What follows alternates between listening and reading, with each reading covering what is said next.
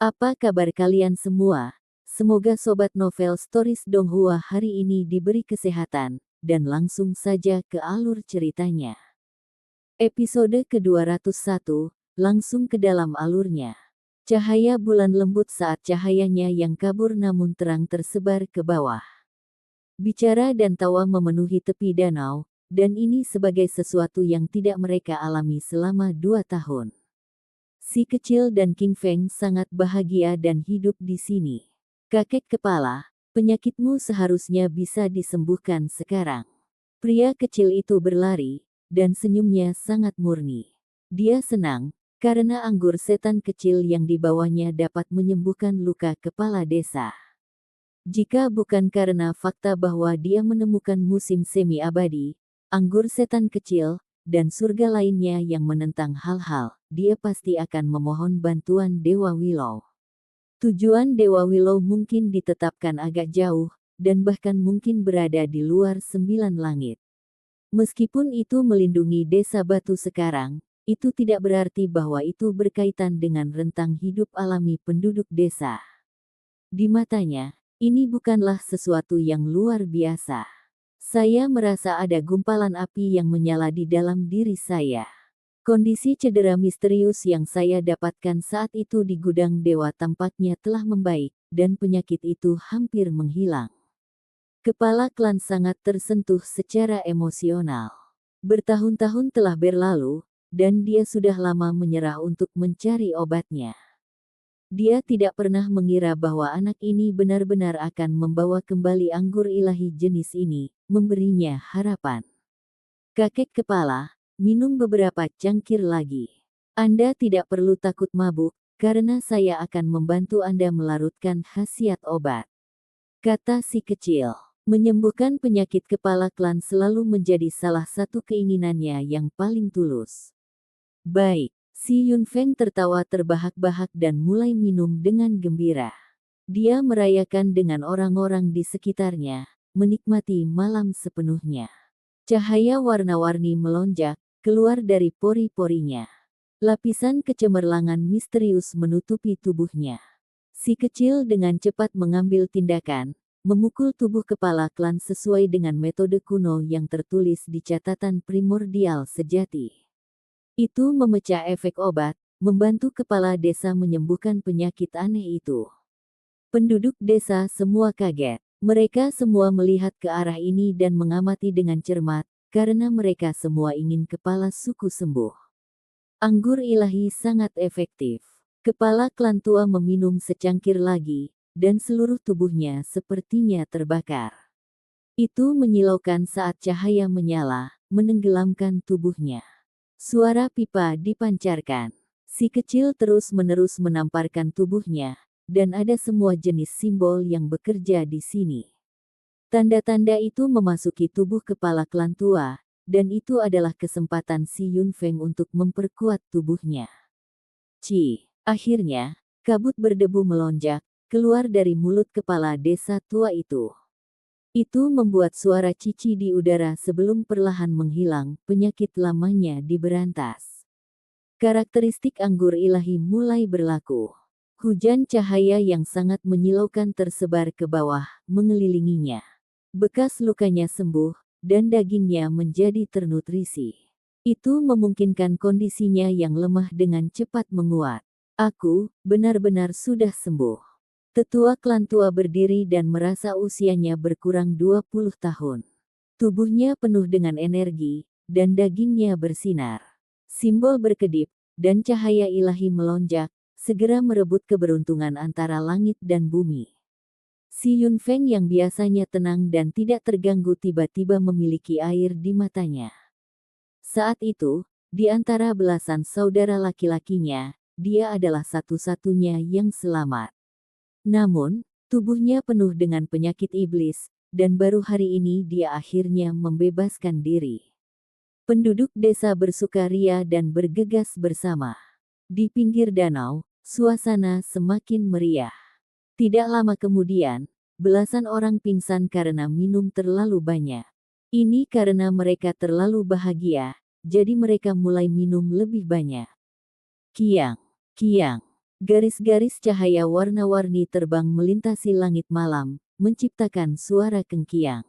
Artefak berharga terbang satu demi satu, memasukkan diri ke rumput. Ah, begitu banyak harta berharga. Pihou, bayi beringus dan mata lainnya langsung berdiri tegak. Bahkan si Linhu, si Fei Jiao dan yang lainnya berdiri, semuanya agak tertegun. Periode kultivasi mereka sangat dalam, dan mereka secara alami tahu apa itu. Artefak berharga ini semuanya tidak biasa. Apakah kamu benar-benar memberikannya kepada kami? Ermeng awalnya akan pingsan karena keracunan, tapi sekarang matanya benar-benar bulat. Dia segera menjadi berpikiran jernih. Bukankah aku sudah bilang akan memberimu hadiah? Tentu saja saya tidak bercanda.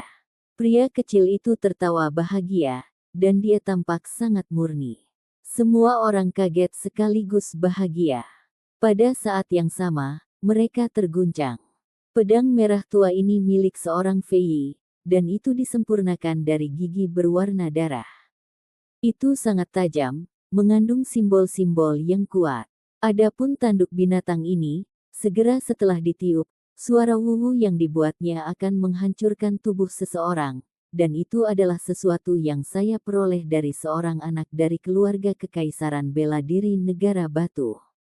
Sepotong kulit binatang ini, si kecil memperkenalkan mereka satu persatu, memberitahu mereka tentang kekuatan yang luar biasa, karakteristik unik, serta pengalamannya sendiri dengan mereka. Ada lebih dari 10 dari mereka, dan semuanya adalah rampasan perangnya. Cahaya bulan berhamburan seperti air. Kelompok pemuda dan orang dewasa membelai mereka dengan kagum. Mereka terobsesi dengan barang-barang itu karena mereka dengan lembut membelai setiap artefak berharga, sangat menghargainya. Desa Batu memiliki 2 perangkat leluhur.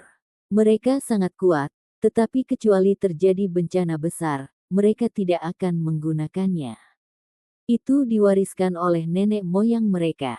Sekarang, si kecil segera membawa pulang lebih dari 10. Mereka semua tidak biasa, jadi mereka secara alami membuat mereka bersemangat dan gembira luar biasa. Ini benar untuk Dazuang, Pihou dan yang lainnya pada khususnya, karena mereka akhirnya bisa menyentuh artefak yang berharga.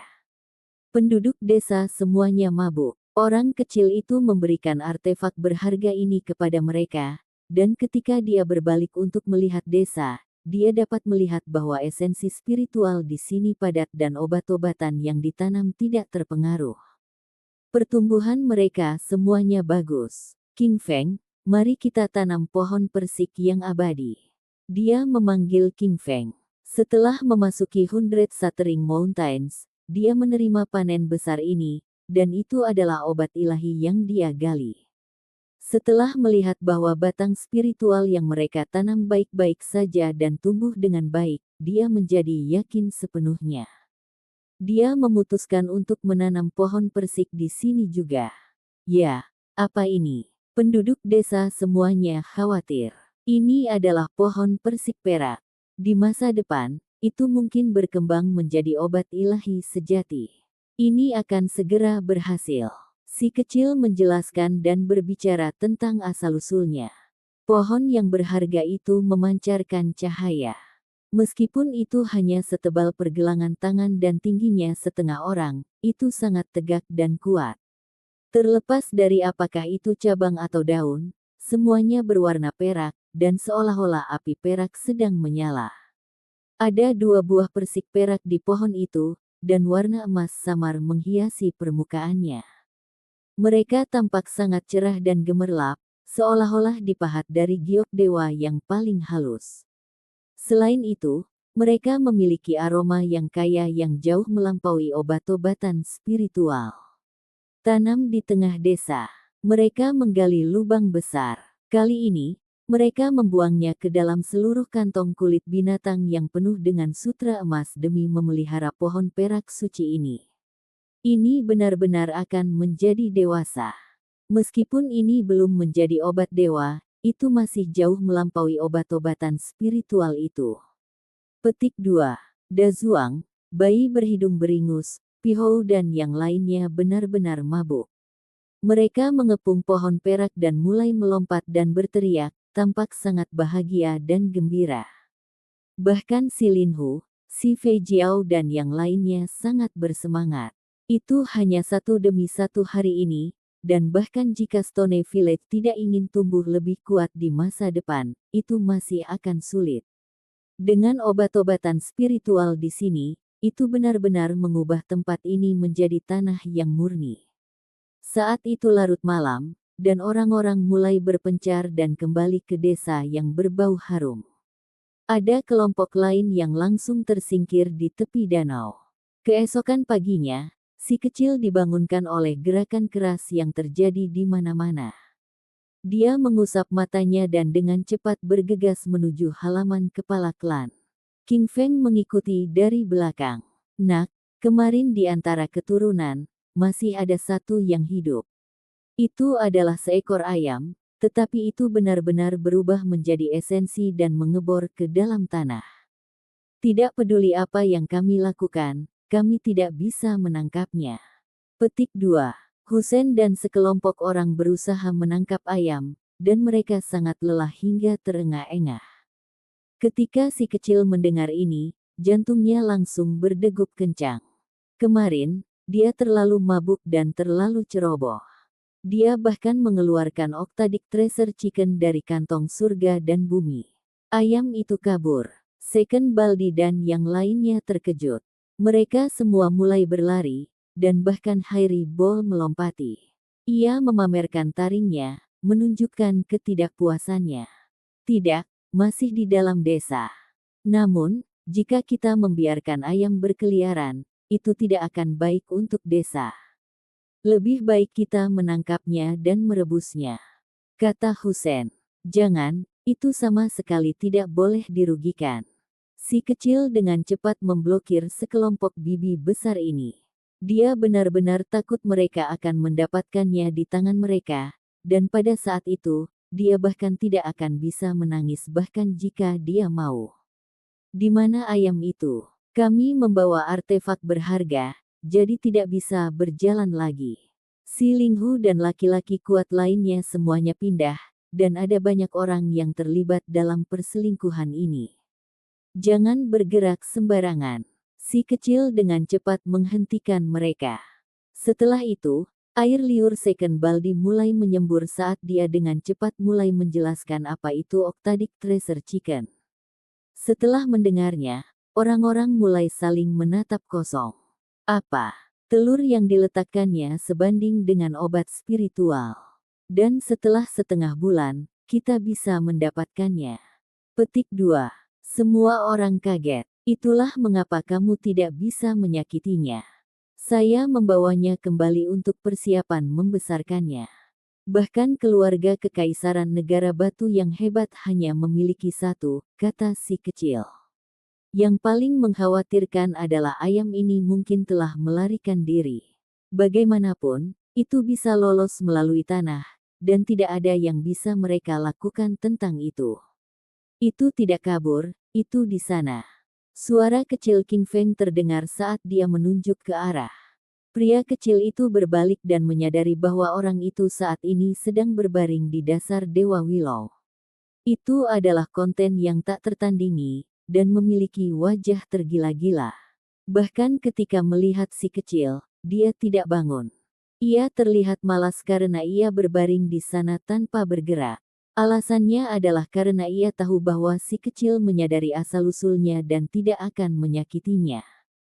Itu tidak seberbahaya kelompok wanita pemberani itu, karena jika ayam ditangkap oleh mereka, kemungkinan besar sudah dimasak. Kamu tidak kabur.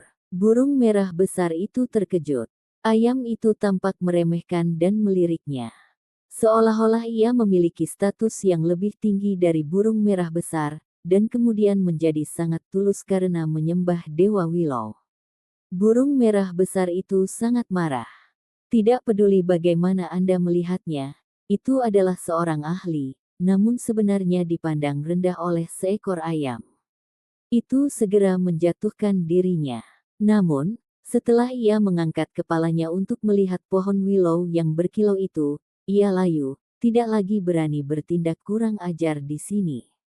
Jangan kesal. Ras mereka telah mengguncang tanah sejak era archaik, dan latar belakang keluarganya belum tentu lebih rendah dari Anda, kata Second Baldi. Burung merah besar itu sangat marah, dan hampir menamparkan Second Baldi. Sama seperti ini, si kecil dan King Feng kembali dan hidup sebentar. Setiap hari, mereka bercocok tanam, lalu berburu dan memetik obat-obatan bersama penduduk desa. Hari-hari mereka sangat menyenangkan. Gaci, Gaci, adik kecil, apa yang kamu punya? King Feng penasaran. Akhir-akhir ini, dia selalu melihat si kecil menggemeretakkan giginya pada sesuatu. Pagoda yang penuh kebencian ini mengambil obat saya yang berdarah murni. Itu tidak mengembalikannya padaku. Si kecil kesal, karena dia menghabiskan hari-hari ini untuk meneliti pagoda kecil. Dia menggunakan semua kekuatannya untuk mengguncangnya, tetapi sayap Heaven Swallowing Sparrow, cakar Kyongki dan potongan lainnya menghilang tanpa jejak. Pagoda kecil itu hanya setinggi 1 inci, dan transparan. Itu berkedip dengan cahaya dan memiliki keindahan yang luar biasa. Selama pertempuran besar, ia menerima manfaat besar, menelan potongan-potongan obat daging berharga yang diiris oleh kakek hantu itu. Hai Ribol, datang dan cobalah. Dia kehabisan akal. Si kecil memanggil Hai Ribol, karena dia ingin melihat apakah itu bisa mengubah apapun. Hai Ribol berubah menjadi seberkas cahaya emas dan bergegas mendekat. Itu sangat sensitif dan segera menyadari bahwa pagoda kecil itu tidak biasa. Ia segera mulai menggerogotinya setelah ia mendapatkannya. Kenci-kenci. Pada akhirnya, benda emas itu dikunyah dalam waktu lama tanpa hasil apapun. Ia langsung melemparkannya ke bawah dan memamerkan taringnya. Matanya berkaca-kaca saat ia tanpa suara menunjuk ke arah si kecil, menuduhnya. Sementara itu, cakar kecil lainnya menahan mulutnya, menggosok gigi seputih saljunya. Rasanya sakit yang tak tertahankan. Tidak ada yang bisa kami lakukan. Kami berdua gagal melakukan apapun untuk itu. Pagoda bodoh, tidak ada respon sama sekali. Itu benar-benar membutuhkan obat saya yang berdarah murni. Orang kecil itu melolong dalam kesedihan, dan dia merasa seolah-olah jantungnya mengeluarkan darah. Baldi kedua dan burung merah besar keduanya menunggu dengan tidak sabar. Ada daging dari makhluk berdarah murni di sana, jadi keduanya berharap. Akibatnya, tidak ada yang berhasil dilakukan oleh si kecil. Pagoda kecil tidak menunjukkan respon apapun, dan barang-barang di dalamnya tidak keluar. Seharusnya tidak dicerna olehnya kan? Anda menggerogotinya beberapa hari terakhir ini, dan saya terus-menerus melihat serpihan bubuk jatuh. Saya hanya merasa ada sesuatu yang tidak beres, kata Second Baldi. Si kecil segera berteriak dengan sedih, menggunakan seluruh kekuatannya untuk menggebrak pagoda kecil itu. Kembalikan obat berharga berdarah murni saya kepada saya. Pada akhirnya, tidak mungkin. Orang kecil itu mengganggu Dewa Willow untuk melihat apakah dia punya cara.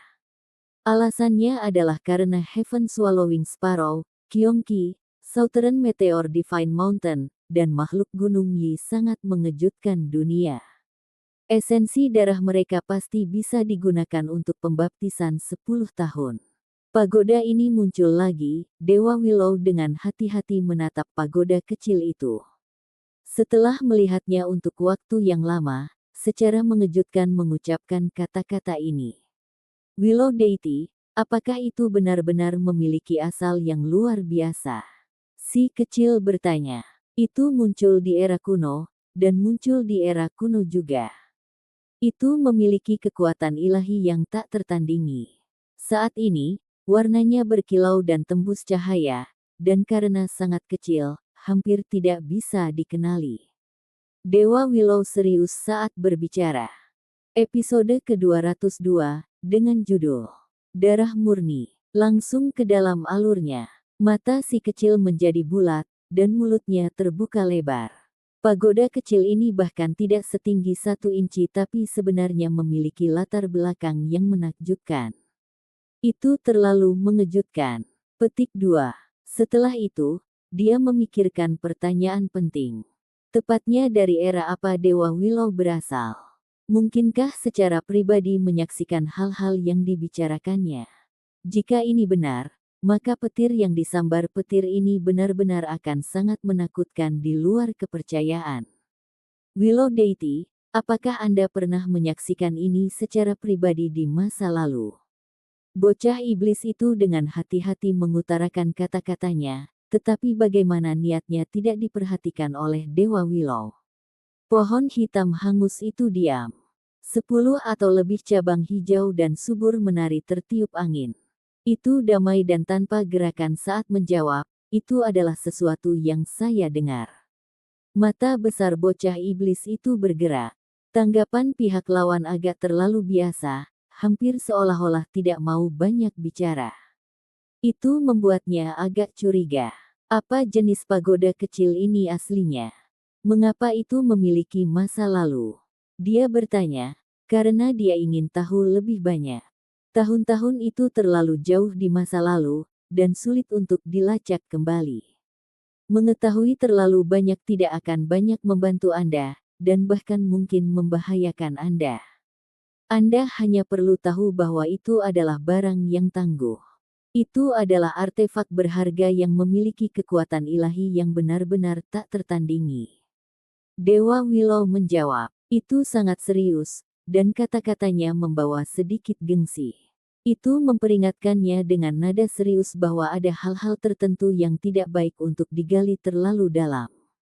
Jika tidak, hal itu dapat menyebabkan bencana yang membahayakan jiwa. Si kecil berada dalam situasi yang sulit. Dia benar-benar tidak menganggap pagoda kecil ini berbahaya sama sekali. Apakah pagoda kecil yang berkilau dan tembus cahaya ini benar-benar akan merenggut nyawanya untuk membungkamnya? Ia kehilangan sebagian besar tubuhnya. Pagoda ini beberapa lapis lebih kecil dari sebelumnya. Tepat pada saat ini, Dewa Willow sekali lagi berbicara, berkata, bentuknya sedikit berbeda. Ketika si kecil ini mendengar ini, dia langsung terkejut. Dia menempatkan pagoda kecil di tengah telapak tangannya dan dengan hati-hati memeriksanya. Hanya ada 4 lapisan, dan itu sangat indah dan cerah. Dia tidak melihat adanya ketidaksempurnaan, dan sama sekali tidak terpikir olehnya bahwa itu bisa saja rusak. Tidak heran bahkan Dewa Willow tidak mengenali pagoda kecil itu ketika dia kembali ke Stony Village. Bentuknya benar-benar berubah. Segera setelah itu, si kecil mengingat apa yang terjadi di dalam Hundred Shattering Mountains.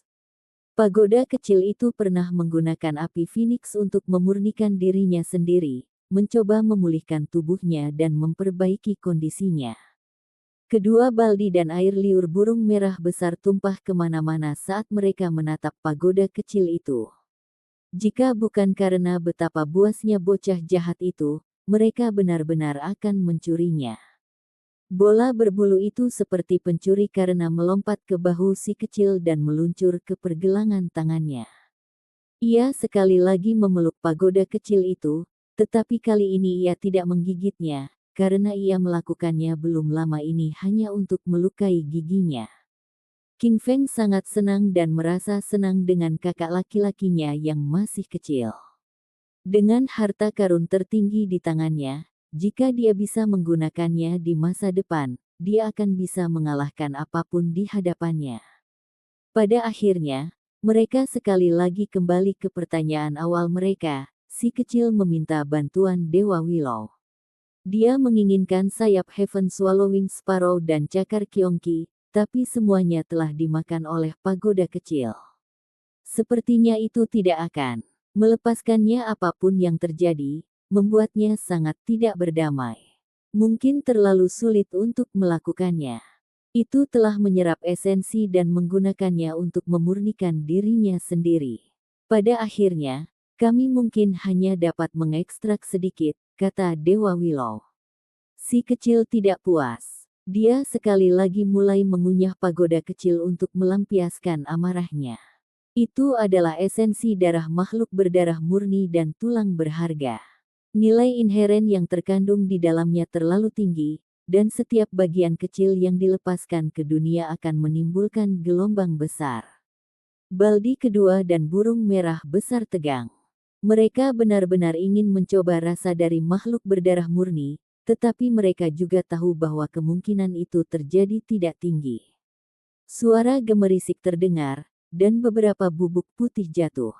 Mereka tampak seperti kepingan salju, dan pemandangan ini membuat si kecil berteriak dengan sedih. Jelas bahwa pagoda kecil itu mencerna esensi tulang dan memuntahkan sebagian dari sisa makanan. Ini adalah fragmen tulang dari makhluk berdarah murni, dan dapat digunakan sebagai pengobatan primer. Itu tak ternilai harganya. Kedua Baldi berbicara. Kali ini, jumlah bedaknya sangat banyak, membuat matanya bersinar karena dengan cepat menggunakan sesuatu untuk menangkapnya. Sebuah cabang pohon willow mengulurkan tangan dan melilit pagoda kecil seperti giok. Itu dengan lembut bergoyang, dan serangkaian simbol menyebar. Selain itu, suara aneh dan misterius dikeluarkan. Dengan bunyi putong, dua potong daging rontok. Mereka sangat besar, dan beratnya beberapa ribu jin. Energi esensi melonjak, dan seolah-olah dua tempat penyimpanan ilahi muncul. Kedua Baldi dan mata burung merah besar segera memerah, dan mereka benar-benar ingin melompati. Si kecil juga tercengang. Jelas ada sayap dan cakar seukuran gunung sebelumnya, namun mengapa hanya ada sedikit yang tersisa? Daging Heaven Swallowing Sparrow mulai berkedip dengan cahaya gelap, dan daging Kiongki meledak dengan cahaya warna-warni merah. Mereka berdua sangat mengejutkan, dan ada fluktuasi yang dipancarkan dari mereka yang membuat orang merasa terintimidasi. Ambil dua wadah giok. Saya akan membantu Anda menyempurnakannya. Dewa Willow berbicara. Si kecil tersentak kembali ke dunia nyata dan dengan cepat mengeluarkan dua wadah giok yang berkilau. Keduanya diukir dari batu giok kualitas tertinggi, dan dapat digunakan untuk menyimpan obat-obatan berharga serta barang berharga lainnya. Dua cabang willow diturunkan.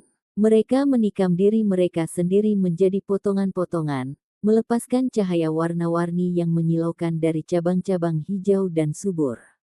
Mereka dipenuhi dengan energi keberuntungan dan kedamaian saat mereka memancarkan gelombang suara.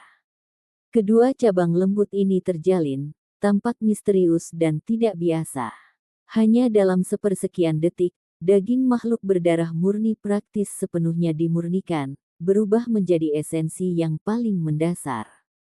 Daging kehilangan kilau mereka, dan menjadi seperti fosil yang mengering. Namun, ada setetes cairan seperti giok hitam yang menggelinding. Ini adalah bentuk terkonsentrasi dari esensi darah Heaven Swallowing Sparrow. Di cabang lain, setetes cairan merah berkedip-kedip. Itu seperti berlian darah, dan sangat cemerlang. Beberapa ribu jin daging dengan cepat kehilangan kilau mereka. Meskipun masih ada sejumlah besar keilahian dan kekuatan utama yang terkandung di dalamnya, Dewa Willow tidak terus memurnikannya. Susu, cabang pohon willow melilit pagoda kecil.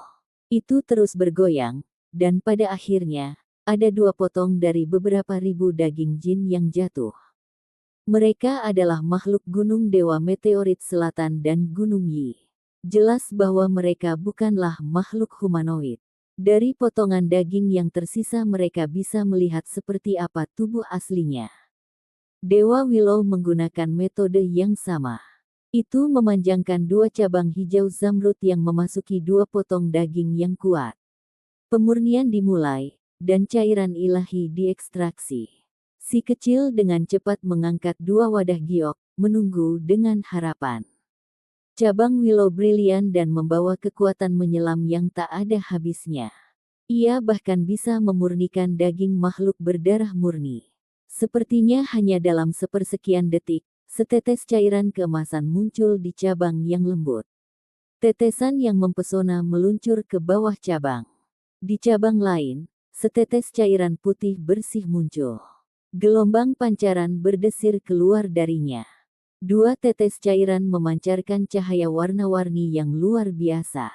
Karakteristik ilahi mereka sangat bergelombang, dan seolah-olah mereka menembus ruang itu sendiri.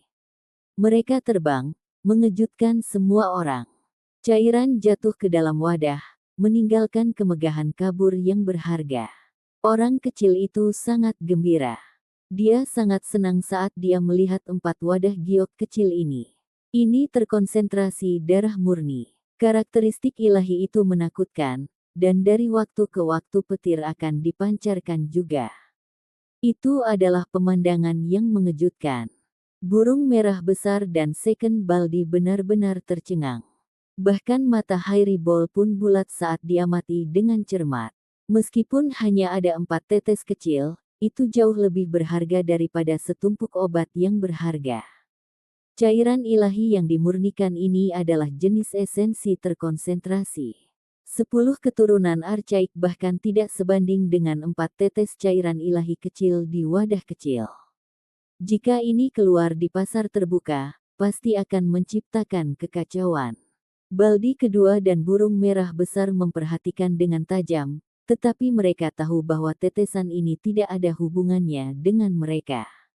Mereka telah mendengar Dewa Willow mengatakan bahwa mereka akan digunakan untuk pembaptisan bocah jahat, jadi ini hanyalah persiapan untuk acara itu. Baldi kedua menelan ludahnya bertanya sambil melihat beberapa jin daging yang tidak berkilau, apakah kamu masih membutuhkan daging ini? Saya tidak membutuhkannya lagi. Dewa Willow berbicara. Tanpa menunggu si kecil berkata apa-apa, burung merah besar dan Second Baldi bangkit dan menerkam. Mereka bergerak segera setelah Dewa Willow berbicara, menghilang seperti gumpalan asap. Kalian mau kemana? Cari Husen agar kita bisa membuat pesta besar untuk semua orang. Si kecil berteriak dari belakang. Dengan suara yang keras, Hairibol mengejar mereka. Itu langsung melompat ke atas gunung daging, menunggu barbeque. Akankah Dewa Willow membantu King Feng melakukan pembaptisan juga? Si kecil bertanya. Mari biarkan dia memperbaiki tubuhnya dulu. Dewa Willow menjawab, tetapi sebenarnya tidak menolak. Pada hari-hari berikutnya, si kecil menghabiskan seluruh waktunya untuk memperbaiki tubuhnya dan mengolah simbolnya. Dia ingin menyesuaikan tubuhnya dengan kondisi puncaknya. Dewa Willow telah mengatakan bahwa dia dapat melakukan pembaptisan segera. Hong Long Long. Lapangan mulai bergetar. Si kecil mulai berlari sambil membawa 100.000 bongkahan jin. Adegan itu agak menakutkan, tanahnya retak dan celahnya memanjang keluar. Pada akhirnya, kakinya langsung ambruk ke tanah. Aneh. Burung merah besar itu sedikit ketakutan setelah melihat ini. Apakah ini masih kekuatan manusia? Ini hanyalah seorang anak kecil, namun dia membawa gunung sambil berlari. Ini benar-benar menakutkan. Si kecil muncul dari tanah. Dia lari jauh dan membawa kembali batu-batu besar yang tak terhitung jumlahnya, menempatkannya di dataran untuk menggantikan bumi di sana. Kemudian, dia sekali lagi mulai membawa ratusan ribu batu jin untuk melatih kekuatannya, tetapi pada akhirnya itu tidak membantunya sama sekali. Saat dia lari, semua tanah berbatu akan retak dan terbelah. Itu tidak bisa mendukung kekuatannya yang menakutkan. Dia meninggalkan tempat ini dan memasuki pegunungan primitif untuk bercocok tanam. Dia langsung melompat dari satu puncak gunung ke puncak gunung berikutnya. Asap dan debu membumbung tinggi di udara, dan setiap kali seolah-olah raksasa sedang menunjukkan kekuatannya. Puncak gunung terbelah oleh kedua kakinya. Ketika kelompok berburu desa batu melihat pemandangan ini, mereka semua menjadi tercengang. Mengapa anak ini tampak semakin menakutkan? Tidak heran dia bisa membawa kembali begitu banyak surga yang menentang hal-hal. King Feng juga terus-menerus melembutkan tubuhnya sendiri. Ketika dia melihat si kecil, dia tidak bisa berkata-kata. Ketika dia menemukannya nanti, dia berkata, adik kecil, kamu bisa memasuki alam Void God lagi. 2 tahun telah berlalu. Petik 2. Ketika si kecil mendengar ini, dia mengangguk. Hatinya tersulut, karena dia selalu ingin masuk lagi. Apa? Void God Realm. Saya ingin pergi juga. Setelah mereka kembali ke desa, Ermeng, Pihou, bayi ingus dan sekelompok besar orang diaduk setelah mendengar si kecil meminta bantuan ini kepada Dewa Willow. Mereka semua mulai berteriak-teriak. Mereka tidak pernah keluar dari barisan pegunungan primitif, dan paling banyak akan melihat beberapa desa di dalam pegunungan yang besar. Mereka benar-benar merindukan kesempatan untuk bertemu dengan dunia luar. Biar aku lihat dulu, lalu kita bisa pergi bersama dan menimbulkan lebih banyak masalah, kata si kecil. Dia ingin melihat situasinya secara diam-diam. Dewa Willow tidak menentang ini. Dia selalu ingin si kecil mengasah dirinya di sana, tapi sayangnya, terakhir kali dia terlalu gila. Dia hanya masuk untuk 1 hari, namun dia benar-benar melemparkan semuanya ke dalam kekacauan. Bahkan Void God Realm tidak bisa menanganinya lagi dan mengusirnya. Nak, pergi dan perhatikan baik-baik situasinya. Nanti, paman akan pergi denganmu juga. Si Linghu dan kelompok pria kuat lainnya juga menantikan acara ini. Si kecil langsung pusing. Dia mengangguk segera setelah itu. Tidak ada yang tahu seberapa kuat Dewa Willow saat ini, tetapi 10 cabang hijau dan suburnya tiba-tiba muncul. Mereka langsung menembus ke langit, dan simbol mulai memenuhi area ini, menciptakan sebuah pintu. Pria kecil itu duduk di bawah batang pohon hitam yang hangus. Dia tidak merasa seolah-olah energi esensinya dipisahkan dari dagingnya, tetapi seolah-olah seluruh tubuhnya benar-benar menghilang dari posisi aslinya saat dia melangkah melalui gerbang itu. Cahaya warna-warni berkedip-kedip, dan suara guntur meraung di dalam gerbang itu. "Au!" Bocah iblis itu segera mulai berteriak. Dia merasa sangat emosional di dalam. Kabut utama kekacauan itu kabur. Si kecil dengan cepat berlari ke depan, langsung menerobos reruntuhan yang luas. Dia masuk dari tempat yang berbeda dari orang-orang negara kuno. Dia harus melewati reruntuhan yang dipenuhi puing-puing dan sisa-sisa kuno untuk memasuki tempat awal yang sebenarnya. Hanya dengan begitu dia akan memiliki akses ke berbagai surgawi-surgawi. Void God Realm, aku telah kembali. Bocah jahat itu berteriak dengan keras. Dia merasa senang, dan dia sangat terguncang. Episode ke-203, dengan judul Kembali ke Alam Dewa Kekosongan. Langsung ke dalam alurnya. Pilar yang rusak dan dinding yang hancur mengotori area tersebut.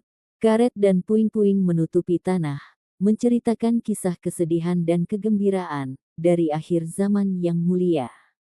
Apakah ini dunia tempat dewa menjadi dewa, atau menyembunyikan sesuatu yang lain? Pegunungan ilahi yang runtuh muncul satu demi satu. Kabut kekacauan utama meringkuk, tanpa batas dan tanpa batas. Pria kecil itu bergegas, rambut hitamnya berkibar di belakangnya. Dia secepat kilat, kecepatannya sangat cepat. Akhirnya dia sampai di ujung. Dia melangkah di atas lorong emas. Cahaya warna-warni berkedip-kedip, dan dia menghilang dari posisi aslinya dan tiba di tempat awal. Siapa ini? Mengapa Anda berjongkok di lorong? Apakah Anda benar-benar berpikir Anda adalah anak nakal, dan ingin mencabut 2 potong tulang simbol? Petik 2. Apakah ada hal lain yang lebih baik untuk dilakukan? Anda bisa belajar dari siapapun, namun Anda mencoba meniru orang itu. Petik 2. Setelah sampai di tempat awal, dia segera mulai berjongkok di atas batu kapur besar untuk mengamati dengan cermat. Ada beberapa tulang berharga yang tertanam di dalamnya, dan dia merasa seolah-olah tulang itu lebih cemerlang dan indah dari sebelumnya. Tentu saja dia tidak akan menggalinya lagi. Dia sudah pernah diusir sebelumnya, jadi dia pasti tidak ingin terusir dari tempat ini. Dia hanya mengenang sedikit, memikirkan tentang masa lalu.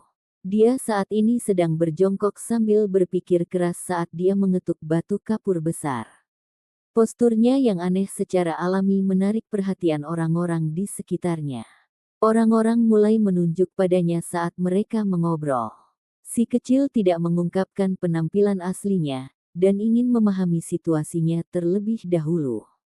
Halo, anak muda, jangan benar-benar menganggap diri Anda sebagai anak nakal yang jahat. Petik 2. Dengan caramu bertindak, pada dasarnya kamu meminta untuk dipukuli. Ketika si kecil mendengar ini, dia bingung. Dia berdiri dan melihat sekelilingnya. Landasan awal tidak mengalami banyak perubahan, dan sama seperti sebelumnya. Apakah bocah iblis itu datang? Dia menanyakan pertanyaan itu meskipun dia sudah tahu jawabannya. Bagaimana dia bisa datang? Dia meninggal di paviliun mending surga. Ini adalah akibat dari terlalu hidup, membuang nyawa kecil sebagai akibatnya, kata seseorang. Belum tentu. Bukannya mayatnya ditemukan, jadi bagaimana kalian bisa begitu yakin kalau dia mati? Seseorang berdebat, ya benar, dia pasti sudah mati. Pikirkan tentang itu, dengan sifatnya, jika dia masih hidup, mengapa dia belum ada di sini di alam dewa kekosongan? 2 tahun dan 1 bulan telah berlalu, jadi pembatasannya telah berakhir. Petik 2. Di awal, orang datang dan pergi. Itu sangat ramai, dan ketika masalah tentang bocah iblis diangkat, banyak orang menjadi tertarik. Beberapa orang mulai berdiskusi di antara mereka sendiri. Seseorang mencibir, dengan hanya dirinya yang bisa diandalkan, apa menurutmu dia bisa kabur dari paviliun pengatur surga? Dia sudah lama berubah menjadi abu. Rumor mengatakan bahwa nenek moyang mereka yang lama pun dibunuh. Meskipun bakat alaminya menakutkan, dia hanyalah anak kecil. Akan sangat sulit baginya untuk bertahan hidup. Ayu, bukankah kamu dari 4 klan besar? Aku mengenalimu di dalam Gunung Manusia, yang diciptakan bocah iblis 2 tahun lalu. Mengapa Anda masih di awal? Kenapa kamu belum pergi? Dengan kultivasi Anda, bukankah seharusnya Anda dapat memasuki tingkat surgawi yang lebih tinggi? Seseorang mengejek, apakah kamu tidak mendengar? Terlepas dari apakah itu 4 klan besar atau kekuatan besar yang memiliki permusuhan terhadap paviliun pemeliharaan surga, mereka semua datang ke tempat awal hari ini untuk menunggu berita. Petik 2. Rumor mengatakan bahwa itu ada beberapa yang lolos dari pengepungan paviliun perbaikan surga, membuat klan besar agak tidak nyaman. Akibatnya, mereka menyebarkan orang-orang mereka dan mencari kemana-mana. Petik 2. Orang kecil itu tercengang. Alam Dewa Void juga tidak damai, dan lebih rumit dari yang dia pikirkan. Meskipun pertempuran di paviliun mending surga telah berakhir, efek sampingnya belum menghilang. Ombak yang tercipta tidak tenang. Ketika dia memikirkan pertempuran itu, dia segera mengepalkan tinjunya dengan erat dan merasa sangat tidak nyaman di dalam. Begitu banyak saudara laki-laki dan perempuan seniornya tewas dalam pertempuran, dan darah mereka mati di tanah merah murni. Adapun para tetua, praktis tidak ada dari mereka yang bisa bertahan. Demi mengantar para murid keluar, mereka menyerahkan hidup mereka satu demi satu untuk melawan musuh besar. Si kecil menerobos kerumunan dan berjalan menuju kejauhan. Dia diam-diam memikirkan semuanya sendirian, dan hanya setelah waktu yang lama dia tenang. Dia sekali lagi mengubah penampilannya, menggunakan teknik berharga Hairy Ball untuk menyesuaikan tinggi badannya. Dia sekarang tampak seperti tiang bambu, dan sangat berbeda dari sebelumnya. Setelah itu, dia berdehem dan berkata, bocah iblis itu tidak mati, aku hanya mendengar seseorang mengatakan bahwa mereka bertemu dengannya. Dia hanya mencoba untuk melihat seperti apa reaksinya, tetapi pada akhirnya sekelompok orang bergegas. Mereka semua membawa niat membunuh saat mereka berteriak pada saat bersamaan. Di mana dia? Siapa yang melihatnya? Petik 2. Katakan padaku. Di mana pemuda buas itu, dan kapan dia muncul? Petik 2. Suara mereka terdengar mendesak, dan semua jenis simbol bergerak di sekitar tubuh mereka. Jelas terlihat bahwa mereka tidak puas dan akan melakukan tindakan paksa. Si kecil bisa merasakan beberapa jenis teks tulang secara instan. Ada orang-orang dari 4 klan besar, dan ada juga individu dengan kabut kabur yang mengelilingi tubuh mereka. Sepertinya mereka adalah orang-orang klan hujan. Selain orang-orang ini, masih ada pria dari kekuatan lain. Mereka semua berkumpul di sini juga, dan terlihat jelas bahwa ada orang dari klan Tuoba dan lainnya. Saat itu, berbagai sekolah bergabung bersama untuk menghancurkan paviliun pemeliharaan surga. Itu bukan hanya keluarga Tuoba, klan hujan, gunung binatang makam barat, dan 4 klan besar, masih ada beberapa kekuatan lain yang sangat tangguh. Kilatan aneh melintas di mata si kecil saat dia tertawa dingin di dalam. Orang-orang ini benar-benar jiwa orang mati yang belum bubar. Dia akhirnya bertemu mereka bahkan di dalam alam dewa kekosongan, dan mereka mencarinya bahkan di sini, mencoba menghilangkan akar yang tersisa. Sepertinya ada cukup banyak orang yang merasa dia masih hidup. Akibatnya, mereka menyebarkan pencarian kemana-mana, berharap menemukan petunjuk. Bagaimanapun, bakat alami yang dia tunjukkan terlalu menakutkan. Bahkan beberapa kekuatan kuno yang besar takut akan kelangsungan hidupnya, karena itu dapat menyebabkan masalah besar. Cepat, bicaralah. Dari mana Anda memperoleh informasi itu? Siapa yang menyebarkan rumor? Nada suara orang-orang ini tidak bagus. Mereka segera menggunakan ancaman, suara mereka membawa niat membunuh yang dingin. Selain itu, semakin banyak orang mulai berkumpul. Mereka semua penuh dengan niat membunuh dan niat buruk, dan satu-satunya hal yang ada di pikiran mereka adalah mencari tahu keberadaan bocah jahat itu. Si kecil secara langsung menyatakan bahwa ini adalah sesuatu yang dia dengar, dan bukan sesuatu yang pasti benar. Kata-kata yang tidak terlalu berguna, cepat beritahu kami. Seseorang dari 4 keluarga besar berteriak, jangan main-main, atau kamu bisa kehilangan nyawamu. The Rain Clansmen bahkan lebih langsung. Itu adalah 2 orang tua. Yang satu memiliki seekor burung di pundaknya, dan yang lainnya tampak agak licik dan rendah hati. Mereka yang diam-diam mendiskusikan hal-hal ini, kata si kecil. Apa? Kakek burung dan pena tua koin. Petik 2. Pergi, cari 2 benda lama itu dengan cepat. Mereka selalu di tempat awal, dan tidak pernah pergi ke surga surgawi yang lebih tinggi. Petik 1. Sekelompok orang ini langsung bergegas keluar seperti badai angin. Meskipun sekelompok kecil bergegas menuju si kecil untuk menangkapnya juga, dia memanfaatkan kerumunan itu untuk segera menghilang.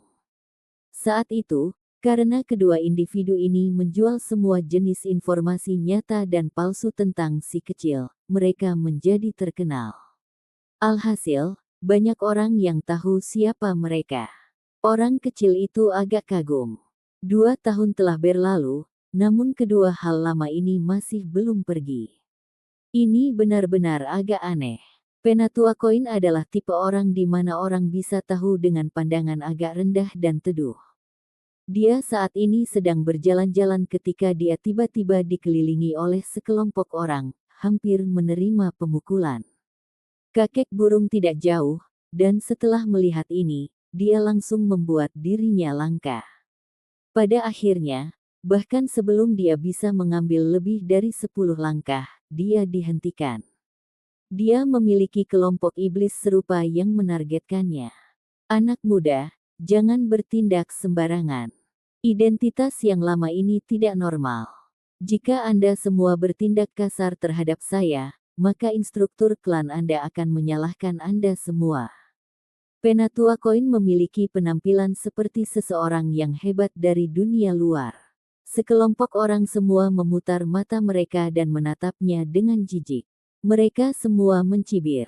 Apakah benda tua ini tidak takut dipukuli setelah melakukan begitu banyak omong kosong? Jika bukan karena fakta bahwa mereka menginginkan informasi darinya, mereka pasti sudah membersihkannya. Semuanya, jangan bertindak gegabah. Jika Anda ingin mengatakan sesuatu, katakanlah. Kakek burung juga memberi isyarat dengan tangannya, tidak membiarkan orang mendekat. Bukan omong kosong, kalian berdua menipu begitu banyak orang saat itu. Saat ini, ada hal yang ingin kami tanyakan pada kalian berdua. Kalian lebih baik tidak berbohong. Seseorang berbicara dengan cara yang sangat galak. Bicaralah, di mana kalian berdua menemukan bocah iblis itu. The Rain Clansman diinterogasi dengan cara yang mendominasi. Bocah jahat. Penampilan Penatua Koin yang tinggi dan perkasa segera berubah. Dalam sekejap, kedua matanya mulai berputar sebelum dia dengan cepat bereaksi, berkata, jika kamu menginginkan informasi, kamu harus mengambil 100 koin terlebih dahulu. Lebih jauh, dia dengan cepat menambahkan, itu 100 koin per orang. Saya tidak akan mengumumkannya secara terbuka. Siapapun yang ingin membayar, segera datang dan buat kesepakatan. Petik 2. Orang kecil itu benar-benar tercengang saat dia melihat dari samping. Orang tua ini benar-benar rendah. Dia jelas dikelilingi oleh kerumunan dan dia tidak tahu apa-apa, namun dia masih berani menjajakan informasi palsu. Dia benar-benar orang tua yang memalukan. Kamu penipu tua, berapa banyak koin yang kamu menipu kami selama 2 tahun terakhir? Anda masih ingin menipu kami. Seseorang segera menjadi marah. Informasinya dapat diandalkan. Jika kalian tidak percaya padaku, maka secara alami akan ada orang di dalam kegelapan yang akan menjualnya dengan harga lebih tinggi. Jangan mulai menyesali nanti. Penatua Koin berbicara dengan pantang menyerah. Aku akan mengulitimu hidup-hidup. Seseorang akan mengambil tindakan.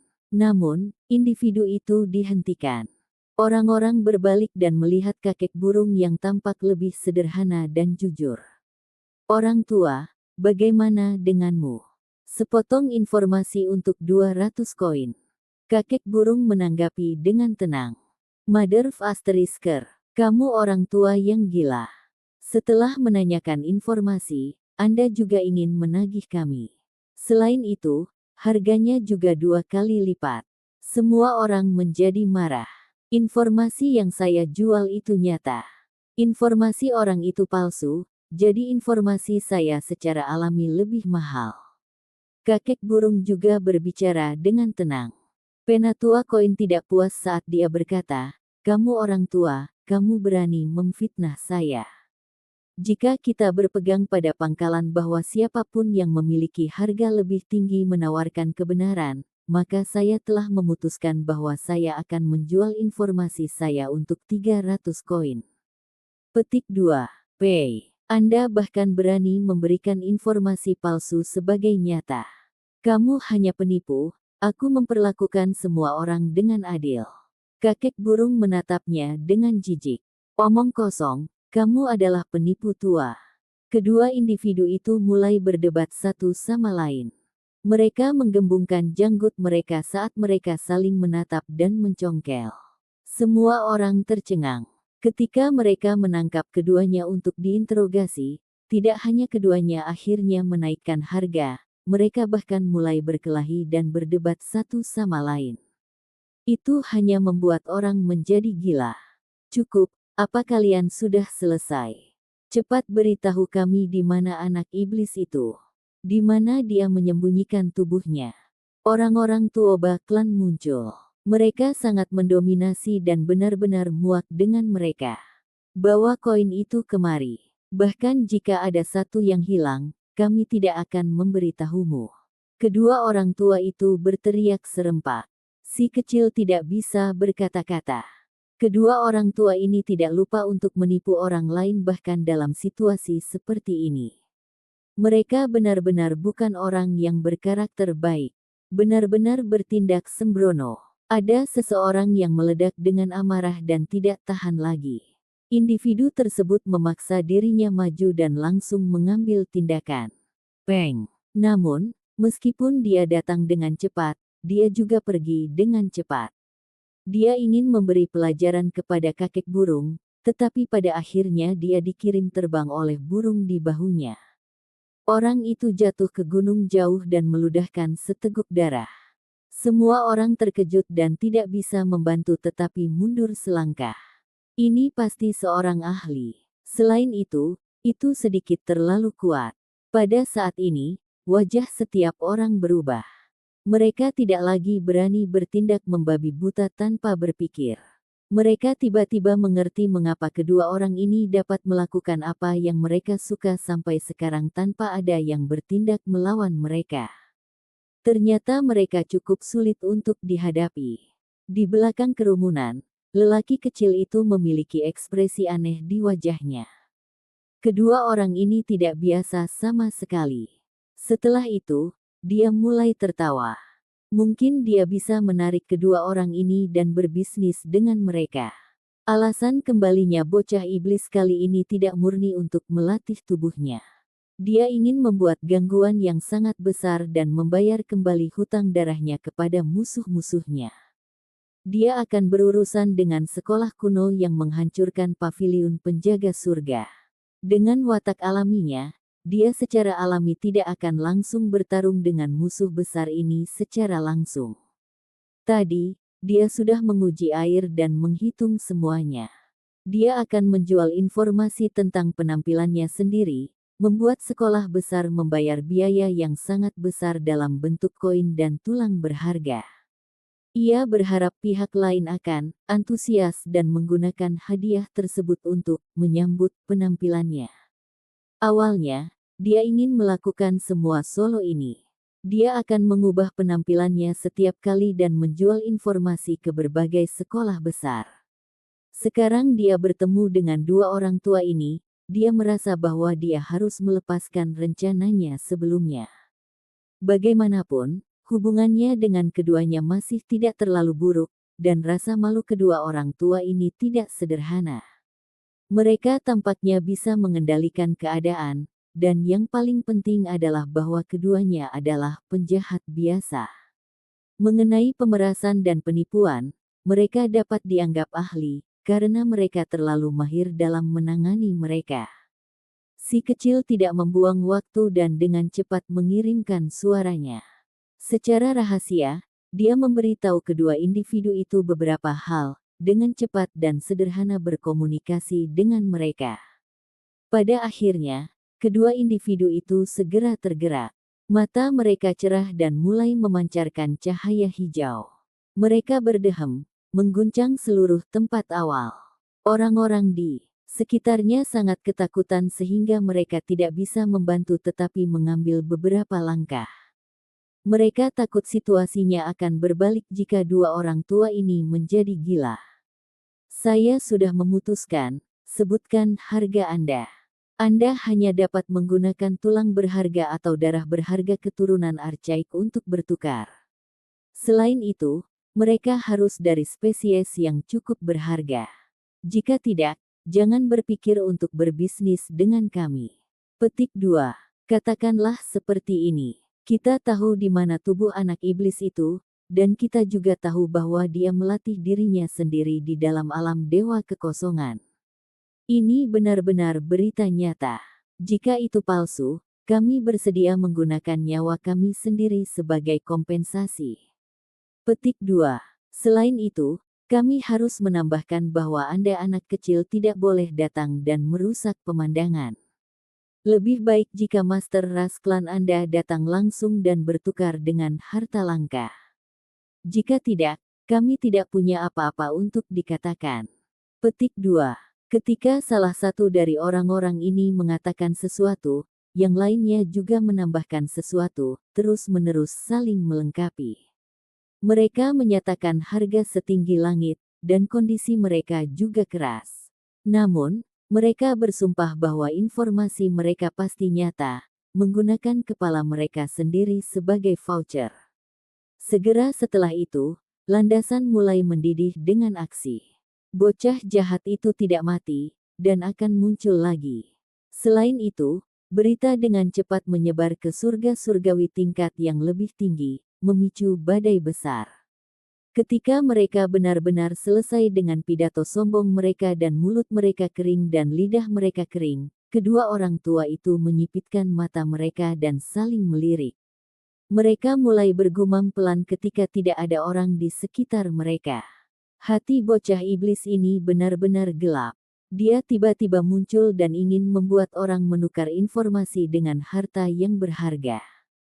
Benar-benar memalukan. Kulit anak muda itu terlalu tebal, dan hatinya benar-benar gelap. Dia jelas melompat sendiri untuk membalas dendam, tetapi dia membuatnya tampak seolah-olah orang lain memintanya. Benar-benar curang. Petik 2. Apakah kalian membicarakan tentang dirimu sendiri? Saya merasa deskripsinya agak tepat. Bocah jahat itu menggelapkan wajahnya dan berdebat tanpa tujuan. Episode ke-204, dengan judul Menerima Gift Hebat, langsung ke dalam alurnya. Anak itu tidak mati di dalam paviliun pemeliharaan surga. Berbagai kekuatan bergabung untuk mengelilingi daerah itu, dan ada banyak ahli di sana. Bahkan setelah perang pahit seperti itu, dia masih bisa lolos dari bahaya. Petik 2. Berita menyebar, dan mereka dengan cepat berkembang biak dari tempat awal ke surga surgawi yang lebih tinggi. Itu memicu gelombang besar keributan. Pada saat ini, landasan awal dipenuhi dengan kebisingan. Semua orang sedang berdiskusi. Beberapa orang percaya, dan beberapa orang tertawa terbahak-bahak, tidak yakin. Terlepas dari apakah itu 4 klan besar, klan hujan, keluarga Tuoba, atau keluarga kuno, mereka semua membuat orang-orang bergegas untuk mencari konfirmasi. Semakin banyak mereka mendengar, semakin menahan rasa takut yang mereka rasakan terhadap anak buas itu. Jika bakat alaminya benar-benar menakutkan seperti rumor yang beredar, maka bahkan dia tidak menjadi penguasa di wilayah terpencil ini ketika dia besar nanti, dia pasti akan menunjukkan penghinaan bahkan terhadap ahli tertinggi. Dia benar-benar tidak boleh dibiarkan tumbuh dewasa. Petik 2. Apakah kamu tidak tahu siapa kedua benda tua itu? Mereka adalah 2 penipu, dan telah menipu begitu banyak orang. Ada juga orang yang merasa ini bukan masalah besar. Di awal, segala macam hal sedang didiskusikan. Namun, tidak semua orang mempercayai rumor tersebut. Wei, apa yang kalian anak-anak muda katakan? Yang lama ini memperlakukan semua orang dengan adil dengan kejujuran mutlak, teladan kebajikan. Kakek koin membalas, tampak seperti orang yang terhormat. Kakek burung duduk di sisi lain, tampak agak tenang dan santai. Dia tidak banyak bicara, tetapi burung di bahunya menampakkan pandangan ke samping seolah-olah itu membuat semua orang jijik. Kedua orang tua ini menipu orang lain sedikit, dan mereka yang tidak mengenal mereka dibodohi setelah melihat usia mereka yang relatif lebih tua. Namun, ada banyak orang yang akrab dengan mereka di awal, jadi cukup banyak orang yang memandang mereka dengan angkuh. Hal-hal lama, jika kalian berdua berani menipu kami dalam masalah serius ini dan kami menemukan bahwa ini adalah kata-kata kosong, akan sulit bagi kalian berdua untuk lolos dari kematian. Akhirnya, ada ahli yang bergegas. Wajah mereka dingin saat berbicara dengan nada yang kuat. Sorot mata mereka seperti obor saat mereka menatap kedua individu dan mengancam dengan peringatan ini. Jika Anda percaya maka Anda percaya, jika tidak maka itu terserah Anda. Saya tidak ingin menurunkan diri saya ke level Anda, jadi yang terbaik adalah jika Anda meminta tuan klan Anda untuk datang secara pribadi. Saya berjanji bahwa mereka akan puas. Kata Penatua Koin. Kamu pikir kamu siapa? Jika Anda hanya menjadi penipu di sini, maka begitulah. Namun, Anda sebenarnya ingin menipu keluarga kuno sejati. Hati-hati atau kamu bisa kehilangan akal. 2 orang berjalan dengan tangan di belakang punggung. Mata mereka tajam saat mereka berbicara dengan tegas. Kamu mencoba bertengkar dengan kami. Orang macam apa yang belum pernah bertemu orang tua ini? Jika kamu tidak puas, datanglah padaku. Penatua koin tampaknya meledak dalam kemarahan. Dia memiliki penampilan sebagai individu yang kuat dan lebih bersemangat daripada pria yang lebih muda. Orang-orang yang datang mencibir, dan dengan lambaian tangan, sekelompok orang mengepung keduanya. Simbol-simbol berkedip, dan dengan suara weng, teknik-teknik yang berharga dikeluarkan, menyelimuti tanah ini. Sebaiknya Anda berbicara, atau Anda harus bertanggung jawab atas hasilnya. Jelas bahwa mereka berasal dari orang yang sangat kuat, dan tentu saja tidak ingin membeli informasi tersebut. Mereka secara langsung menggunakan metode yang kuat untuk mencoba dan menekan kedua lelaki tua ini, memaksa mereka untuk berbicara. Menggunakan kekuatan untuk mendekati orang tua ini. Tindakan Anda memengaruhi bisnis saya, Penatua koin tampak sangat tidak puas dan berteriak, menghancurkan mata pencaharian saya sama dengan mengambil hidup saya. Aku akan melawan kalian sampai mati. Petik 2. Dia meraung keras dan melempar kakek burung yang ada di sampingnya keluar. Dalam sepersekian detik itu, terjadi kekacauan mutlak. Kakek burung sangat marah dan tidak lagi bersikap tenang dan tenang. Sekelompok teknik berharga orang-orang itu hancur di tempat. Semua jenis simbol berkedip-kedip, membuat area ini sangat cemerlang. Kakek burung berbalik dan tidak menghadapi semua orang, menghadap Penatua koin sebagai gantinya. Namun, burung di pundaknya itu malah melesat ke udara dan menghadapi musuh. Hong! Garis cahaya berapi-api jatuh dari langit, seolah lautan kekacauan utama turun. Burung itu sangat menakutkan, segera mengubah kecepatan ini menjadi lautan api yang mengamuk. Sekelompok orang berteriak dengan sedih saat mereka langsung berubah menjadi obor manusia. Mereka mulai berguling-guling di tanah satu demi satu sebelum mundur dan melarikan diri. Meskipun nyawa mereka tidak dalam bahaya, tubuh mereka praktis setengah terpanggang. Yang membuat orang-orang itu tampak lebih seperti batu bara olahan. Dia tidak membawa sedikit pun arogansi lagi saat dia gemetar karena kesakitan. Hanya dengan mengandalkan dukungan orang lain dia bisa berdiri. Hal yang paling tak tertahankan adalah kedua lelaki tua itu lari ke samping dan mulai berkelahi satu sama lain. Keduanya tidak memperhatikan kelompok mereka, dan semua ini dilakukan oleh seekor burung. Apakah logika surgawi bahkan berlaku untuk bajingan tua ini? Sekelompok orang berada dalam kesedihan dan kemarahan, dan meskipun mereka ingin menangis, tidak ada air mata yang keluar. Hanya dalam hitungan detik, kedua orang tua yang bertarung itu segera menjadi setara dengan iblis di mata mereka. Setelah menyaksikan pertarungan ini, semua orang menyerah pada rencana mereka untuk menggunakan kekerasan. Kedua orang tua ini benar-benar tidak layak untuk diprovokasi. Kekuatan mereka dalam dan tak terukur, dan yang terpenting, mereka kurang dalam pengertian moral. Namun, karena situasi saat ini, kata-kata mereka tampak lebih jujur. Beberapa orang mulai merasa mungkin keduanya benar-benar mengetahui keberadaan bocah jahat itu. Orang tua ini mempertaruhkan kepalanya, jadi informasinya pasti benar. Bajingan kecil itu bersembunyi di dalam sarang kecilnya, dan aku bisa mengeluarkannya. Namun, ini berdasarkan premis bahwa informasi tersebut ditukar dengan tulang simbol dan darah berharga. Petik 2. Kedua orang tua itu membuat sumpah yang khusyuk saat mereka berjanji ke arah langit. Sepertinya itu benar-benar nyata. Saya belum pernah melihat keduanya bertindak begitu serius. Mereka tidak menipu kita kali ini, bukan? Kalau tidak, keributan yang mereka ciptakan terlalu besar. Petik 2.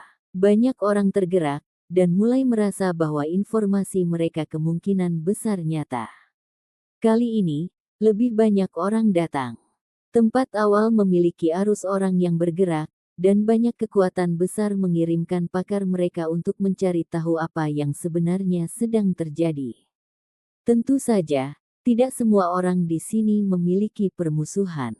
Banyak dari mereka hanya mengikuti di mana orang banyak berada, karena bayi yang membuat marah langit dan orang-orang itu terlalu unik. Sekarang masa pengasingannya telah berakhir, tidak ada yang tahu badai gila seperti apa yang akan dia lakukan. Kembalinya bocah iblis ke alam dewa kekosongan benar-benar sesuatu yang dinantikan. Hehe, haha, aku benar-benar ingin melihat penampilan seperti apa yang akan dia berikan pada kami sekarang setelah 2 tahun berlalu.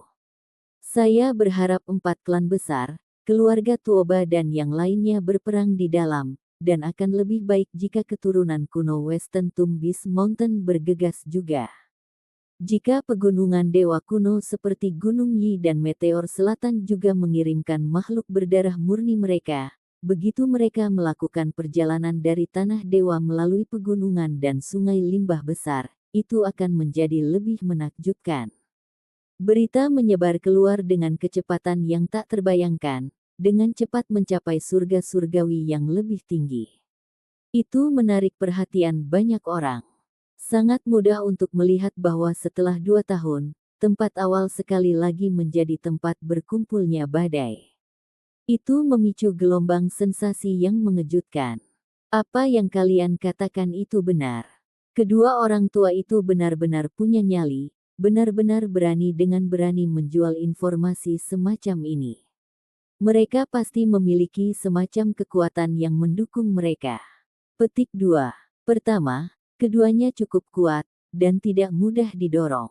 Kedua, kemungkinan besar mereka benar-benar mengetahui keberadaan anak itu. Petik 2. Orang-orang klan hujan berdiskusi di antara mereka sendiri. Kebencian mereka terhadap bocah iblis itu sangat dalam. Di dalam Hundred Shattering Mountains, mereka kehilangan begitu banyak, dan sekarang mereka bahkan membiarkannya melarikan diri selama perang Heaven Mending Pavilion. Tidak ada satu momen pun di mana mereka tidak ingin membunuhnya. Tidakkah kita akan tahu jika kita hanya melihatnya? Lalu bagaimana jika kita membawa sebotol darah keturunan? Ini tidak seperti kita harus membuat kesepakatan. Kita tunggu saja sampai orang-orang di sekitar kita mulai membahas hasilnya. Orang-orang klan hujan memutuskan untuk bergabung dalam aksi tersebut. Selain itu, beberapa tokoh penting mereka adalah orang-orang yang hadir. Keluarga Tuoba adalah keluarga kuno yang sudah ada sejak lama. Mereka mengalami kemakmuran, kemerosotan, persembunyian, dan kebangkitan. Saat ini, mereka sangat kuat, dan ada juga beberapa orang yang mendiskusikan hal ini di klan mereka. Saya pribadi akan pergi dan melihat apa yang sedang terjadi. Itu hanya anak-anak, jadi tidak perlu melibatkan semua orang. Namun, kami tidak bisa membiarkan dia benar-benar dewasa. Petik 2. Beberapa pemuda klan mulai berbicara. Status mereka tinggi, dan semuanya adalah kandidat kuat yang memenuhi syarat untuk menjadi penerus klan mereka. Adapun 4 klan besar, kemudian bahkan lebih marah. Mereka semua sangat kesal, karena anak iblis itu telah menjadi duri di sisi mereka sampai sekarang. Dia menunjukkan kepada mereka kekalahan dan penghinaan berulang kali, membuat kebencian mereka terhadapnya sulit dihilangkan. Tubuh mereka ditumpuk di tanah awal menjadi gunung manusia, menjadi sasaran cemoohan orang lain. Di dalam Hundred Shattering Mountains, individu klan mereka yang dibatasi semuanya jatuh, dan pemuda mereka yang luar biasa semuanya terbunuh. Itu benar-benar kebencian yang besar. Berita itu menyebar, dan itu tidak terbatas pada alam dewa kekosongan. Itu mencapai negara-negara kuno di dunia nyata, dan beberapa orang terkejut. Badai besar berkumpul, dan semakin banyak orang mulai memperhatikan masalah ini. Keributan di dalam Void God Realm membuatnya jadi tempat itu tidak bisa lagi tenang. Pada akhirnya, para ahli dari ras yang kuat tiba satu demi satu, berjalan keluar dari lorong emas. Hanya waktu yang singkat akan berlalu sebelum klan besar lainnya muncul, menciptakan sensasi yang luar biasa. Semakin banyak orang mulai menyembunyikan identitas mereka, tidak ingin orang lain mengetahui dari mana mereka berasal. Lagi pula, ada beberapa hal yang harus dilakukan yang tidak terlalu glamor. Tempat awal dipenuhi dengan orang-orang, menjadikan ini masalah besar. Banyak orang ingin melihat kekacauan dan datang ke sini untuk ikut bersenang-senang. Orang-orang bergegas dari berbagai surga surgawi dalam alam dewa kekosongan. Tempat ini seperti hutan ketika wajah-wajah baru muncul satu demi satu, saling mendorong dan menabrak. Yi, Pangeran Scarlet Cloud ada di sini. Seseorang segera menjadi kaget. Pangeran Scarlet Cloud sangat terkenal di surga surgawi tingkat tinggi. Dia adalah seorang ahli muda yang tangguh. Dia berasal dari 4 klan besar, dan kipas merahnya hilang di sini 2 tahun lalu. Saat itu, adik laki-lakinya membawanya untuk membunuh si kecil dan mengambil hartanya. Setelah membuat marah si kecil, dia ditekan dengan paksa, menyebabkan malapetaka yang akhirnya dihadapi oleh 4 klan besar. Semuanya akan menjadi hidup dari sini.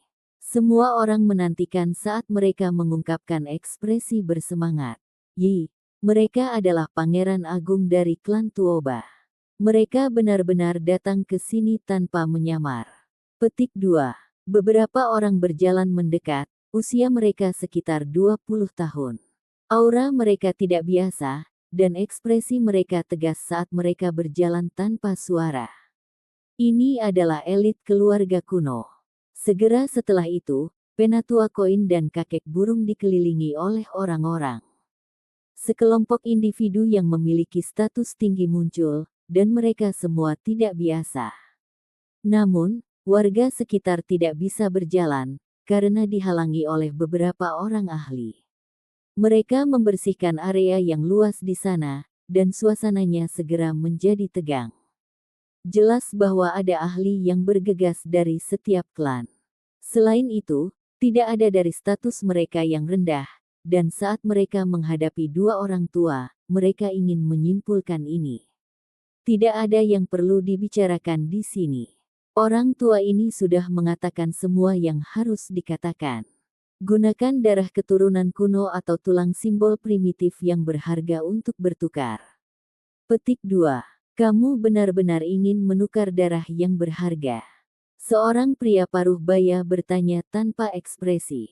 Cahaya dingin berkedip di matanya. Benar. Baik. Selama informasinya nyata, kami bersedia membayar. Pria paruh baya itu tertawa dingin. Niat membunuh menyebar di udara saat dia meletakkan toples giok di atas meja batu. Cahaya ungu berkedip-kedip di dalam. Toples itu berisi darah ungu, pantulannya bahkan membuat wadah giok itu transparan. Cahaya ungu beraneka warna melonjak, seolah-olah memiliki kehidupan. Kabut ungu tebal melingkari di sekitarnya. Itu benar-benar darah yang berharga. Ini sangat langka dan terlalu berharga. Orang-orang terkejut. Di dalam kegelapan, si kecil sangat senang saat dia mengepalkan tangan kecilnya. Penatua Koin dan kakek burung sama-sama tenang dan tenang. Kali ini, mereka tidak bertindak karena keserakahan, dan mereka bahkan tidak mengedipkan bulu mata. Mereka duduk dengan mantap tanpa bergerak. Bicaralah, beritahu kami situasinya. Pria paruh baya itu berbicara. Dia adalah seseorang dari 4 klan besar. Aku akan memberitahumu sendiri. Apakah ada orang lain yang akan membawa darah berharga untuk ditukar? Penatua Koin dengan tenang berbicara. Apakah kamu mempermainkan saya? Laki-laki paruh baya sangat marah. Tidak. Begitu banyak dari Anda datang, dan setiap kekuatan besar membawa sebotol darah yang berharga. Tempatkan semuanya di atas meja, lalu aku akan memberitahu kalian semua. Kakek burung berbicara. Ketika semua orang mendengar ini, mereka semua menghirup udara dingin. Ini terlalu banyak keserakahan. Itu hanya sedikit informasi, namun mereka menginginkan begitu banyak kendi berisi darah yang berharga. Adakah profesi lain yang bisa menghasilkan lebih banyak sekaligus? Anda harus memahami bahwa sebotol darah berharga keturunan kuno sudah tak ternilai harganya. Itu cukup untuk membuat orang mempertaruhkan nyawa, namun keduanya sebenarnya menginginkan banyak toples. Mereka yang menginginkan informasi, berjalanlah. Jika tidak, cadangkan. Penatua koin berbicara, dan kemudian menambahkan, harus ada setidaknya 15 botol darah berharga keturunan kuno di atas meja, atau kita tidak akan berbicara. Dia berbicara dengan sangat berani. Sebotol darah yang berharga sudah cukup untuk melakukan beberapa kali pembaptisan, dan jika digunakan dengan tepat, itu bisa menjadi sangat penting. Dan mempengaruhi seluruh hidup mereka. Banyak orang datang. Jika kalian semua tulus, satu orang satu guci akan benar-benar menciptakan gunung kecil, kata kakek burung. Meski dia melebih-lebihkan, masih ada sedikit kebenaran dalam pernyataan itu. Ada ahli dari berbagai kekuatan di sini. Jika toples dipersembahkan oleh setiap klan, maka itu akan sangat mengesankan. Orang-orang di sini semua mencibir, merasa seolah-olah keduanya benar-benar terlalu kacau. Jika ini terus berlanjut, keadaan bisa menjadi buruk bagi mereka.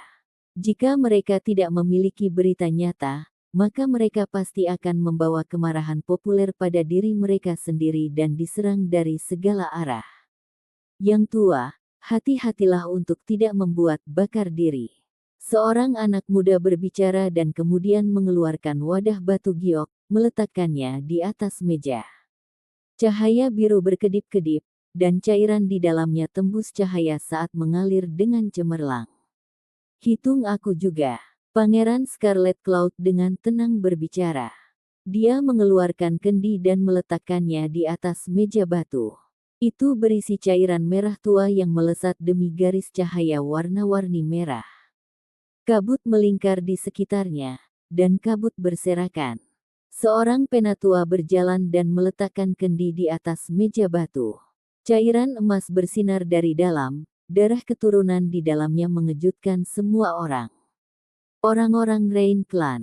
Hati si kecil melonjak saat dia membuat penilaian ini dari aura individu. Demi berurusan dengan klan ini, dia mempelajari teks tulang dan menjadi sangat akrab dengan aura mereka. Apakah masih ada lagi? Penatua koin berbicara. Selama seluruh proses ini, dia dengan hati-hati memeriksa semuanya untuk memastikan bahwa dia tidak ditipu. Ada saat-saat di mana lebih baik mengambil nyawa saja. Lupakan tentang orang biasa, pahamilah bahwa ada cara di mana bahkan binatang purba berdarah murni yang tertinggi dapat dibunuh di sini. Petik 2. Seseorang mengancam sebelum meletakkan stoples berisi darah berharga di atas meja batu. Ini membuat si kecil menggigil dalam hati. Mereka benar-benar menyembunyikan keinginan mereka untuk membunuh di sini. Kemungkinan besar akan ada pertempuran besar.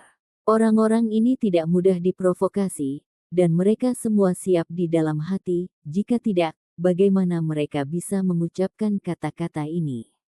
Namun, dia tidak takut sama sekali, karena dia memiliki cukup kartu truf tersembunyi yang dapat menekan semua ahli. Pada akhirnya, berbagai kekuatan kuno semuanya mengungkapkan niat mereka sebelum masing-masing mempersembahkan sebotol darah berharga. Mata si kecil memerah. Jelas bahwa tangan orang-orang ini berlumuran darah dari perang Heaven Mending Pavilion. Mereka akan pindah lagi hari ini untuk menyingkirkannya. Kakak, dan sesepuh, pertama-tama saya akan mendapatkan sedikit minat. Pria kecil itu mengepalkan tinjunya. Pada akhirnya, ada 15 wadah giok yang ditumpuk bersama di atas meja batu. Mereka berkedip-kedip dengan cahaya warna-warni yang cemerlang dan sangat indah tak tertandingi. Cairan itu semua transparan dan berkilau saat kemegahan ilahi melingkari mereka.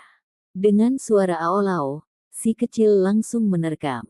Dia menerobos batas dan tampaknya memiliki kekuatan yang tak tertandingi. Dia langsung melonjak sebelum jatuh dari langit. Setelah itu, dia menyapu dan langsung menyambar meja penuh darah berharga itu ke dadanya. Dia berteriak dengan berisik, "Milikku, milikku, semua milikku." Episode ke-205, dengan judul, Lepaskan Pembantaian. langsung ke dalam alurnya.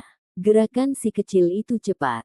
Sebuah kantong binatang buas dibuka, dan tumpukan toples yang berkilau dan tembus cahaya dikumpulkan dalam satu gerakan. Itu dengan cepat dipindahkan ke punggungnya, kecepatannya membuat orang-orang menatap kosong. Kamu berani. Salah satu dari mereka meledak menjadi amarah. Dengan mengangkat tangannya, hamparan pasir surgawi muncul. Itu dengan cepat membentuk bintang dan bergemuruh saat mereka bergerak. Benda-benda langit besar muncul satu demi satu, mengelilingi area ini. Setiap orang menjadi kewalahan karena seberapa kuat sosok ini. Dia membawa artefak yang sangat berharga bersamanya dan langsung meletakkan formasi, segera menjebak lawannya. Si kecil terkejut, dan dia merasakan tekanan yang luar biasa. Namun, dia bahagia dan tanpa rasa takut. Cahaya warna-warni muncul dari seluruh tubuhnya, dan sepasang sayap kunpeng muncul di punggungnya. Mereka segera gemetar sebelum meletus dengan cahaya yang bersinar. Hong! Sayap dewa bergetar, dan bintang besar hancur berantakan.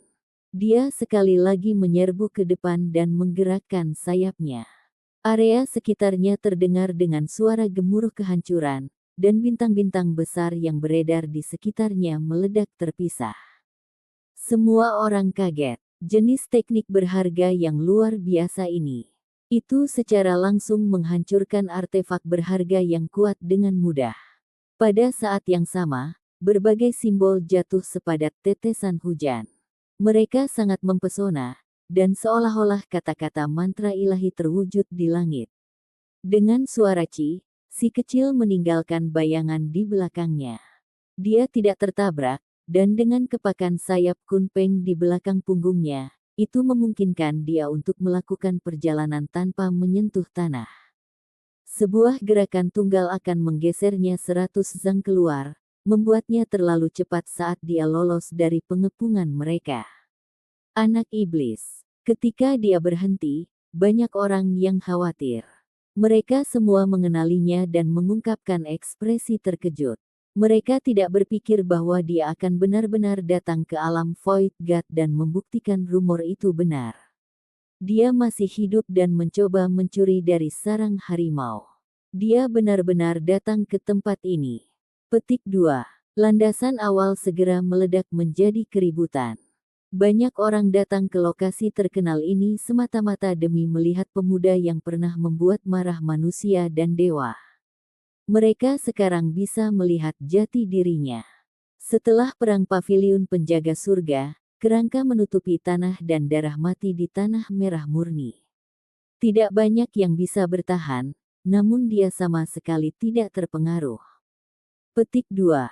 Semua orang berdiskusi dengan penuh semangat, mengisi area ini dengan obrolan. Hasil ini bertentangan dengan harapan semua orang. Pada saat genting, dia secara pribadi melompati dan mengambil seluruh tumpukan darah berharga. Cepat, kirim berita keluar bahwa bocah iblis itu muncul. Dia mengungkapkan dirinya di dalam alam Void God, dan akan berperang melawan kekuatan besar. Petik 2. Kirim laporan ke klan Tuan. Peristiwa besar akan terjadi di sini, dan keputusan harus segera dibuat. Petik 2. Kita harus melapor pada sang putri. Dia sangat menyukai jenis aktivitas ini, dan jika dia melewatkannya, dia pasti akan mulai menyalahkan orang. Petik 2. Pergerakan segera terjadi ke segala arah. Informasi itu tersebar secepat mungkin, dan tidak hanya alam Void God terguncang, bahkan kekuatan besar dan negara-negara kuno di dunia luar menjadi sadar akan hal ini. Jumlah orang yang memasuki alam Void God meningkat. Orang-orang yang datang kemudian menderita, karena ada banyak sekali orang yang bergegas menuju tempat awal. Begitu, bukankah saya mengatakan bahwa informasi itu benar? Kalian semua tidak ingin mempercayainya. Penatua koin berdiri dan kemudian tiba-tiba berteriak, "Kembalikan darahku yang berharga." Kakek burung berdiri dan bergegas menuju semua orang sambil berkata, Untuk menghormati kesepakatan, kalian semua harus menukar dengan darah atau tulang simbol yang berharga. Namun, sekarang, mereka tidak ada di tangan kita. Petik 2. Siapa yang masih memperhatikan kata-kata sombong keduanya ini? Mata mereka semua merah karena marah setelah melihat si kecil. Kelompok seperti klan hujan dan 4 klan besar dituduh membunuh bersama. Kenyataannya, mata anak iblis itu lebih merah daripada mata mereka. Jika bukan karena tumpukan darah berharga spesies kuno yang luar biasa, dia tidak akan menahan dirinya untuk waktu yang lama. Terima kasih banyak untuk hadiah yang luar biasa ini. Setelah menyambut saya dengan sangat antusias, saya pikir ini akan cukup untuk beberapa baptisan. Ini benar-benar berharga. Setelah mendengar kata-kata bocah iblis itu, sekelompok orang segera mengatupkan gigi. Mereka semua ingin muntah darah. Mereka lebih suka membuang darah yang berharga itu daripada memberikannya kepadanya. Membunuh. Mereka menyerang. Semua ahli dari berbagai klan bergerak secara bersamaan. Mereka membawa darah yang berharga itu, tetapi mereka sebenarnya tidak akan melakukan transaksi. Itu semua hanya depan, bagaimanapun, adakah orang yang berani bernafsu pada barang-barang mereka? Namun, target secara pribadi datang dan langsung mencurinya, menangkap mereka sama sekali tidak siap. Semua orang merasa bahwa anak buas ini terlalu berani. Dia sepenuhnya sadar bahwa sekelompok orang akan mengejarnya dengan banyak persiapan, namun dia masih menunjukkan wajahnya, dia agak terlalu berani. Suara cici menembus udara. Garis demi garis benang berkilauan terjalin, membentuk tirai surgawi yang menyelimuti langit awal. Itu adalah jaring yang berkilau dan tembus cahaya yang sangat indah. Ulat sutra api ilahi. Semua orang berteriak kaget dan melihat bahwa itu milik salah satu pangeran keluarga Tuoba. Di tangannya ada ulat sutra merah sepanjang 1 inci, dan itu adalah sesuatu yang dia semburkan. Makhluk terkenal di antara keturunan kuno. Aku tidak menyangka bisa melihat makhluk jenis ini. Banyak orang yang melebarkan matanya saat melihat ke arah itu. Seluruh tubuh Divine Flame Silkworm berwarna merah tua seperti permata yang hampir transparan. Itu membawa kilau merah cerah, dan nyala api melingkari tubuhnya. Kelihatannya tidak berbahaya, tapi sebenarnya itu adalah makhluk ganas yang akan membunuh tanpa berpikir 2 kali. Sutra yang dimuntahkannya sangat kuat dan tahan lama, dan bahkan artefak yang berharga akan sulit menembusnya. Itu meringkuk dalam api, dan bisa membakar seseorang menjadi abu dalam sekejap, itu sangat menakutkan. Sutra api ilahi transparan menyebar seperti jaring saat turun, mengelilingi si kecil. Itu akan menangkapnya hidup-hidup. Mari kita lihat bagaimana kamu akan melarikan diri. Pangeran keempat keluarga Tuoba mencibir. Ini bukan hanya artefak berharga dari ulat sutra api ilahi, karena juga menjalani pemurnian klan. Ada banyak simbol misterius yang ditambahkan, sehingga sulit untuk dihancurkan. Hong. Si kecil bergeser secara horizontal. Tubuhnya memancarkan cahaya, dan suara yang memekakkan telinga keluar. Dia menahan sejumlah besar simbol dan menghindari jaring besar ini. Jaring tidak bisa dihindari. Itu bisa menutupi langit dan bumi.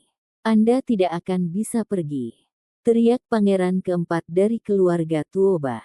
Ulat sutra api ilahi di dalam dadanya melepaskan tampilan ganas. Cahaya merah melonjak dan sutra yang lebih besar dilepaskan dari mulutnya, benar-benar menutup area di depannya. Bahkan yang lain menghentikan langkah mereka, tidak lagi berani bergerak maju. Mereka menghentikan serangan karena takut terjebak di dalamnya.